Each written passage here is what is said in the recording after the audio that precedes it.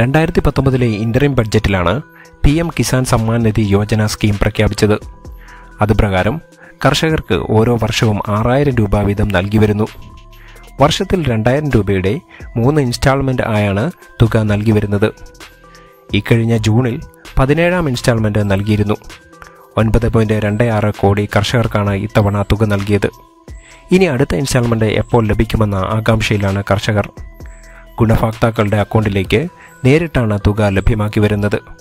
ലോകത്തിലെ തന്നെ ഏറ്റവും വലിയ ഡയറക്റ്റ് ബെനിഫിറ്റ് ട്രാൻസ്ഫർ സ്കീമാണ് കിസാൻ സമ്മാൻ നിധി. പദ്ധതി പ്രകാരം ഗുണഭോക്താക്കൾ ഈ KYC പൂർത്തിയാക്കേണ്ടത് നിർബന്ധമാണ്.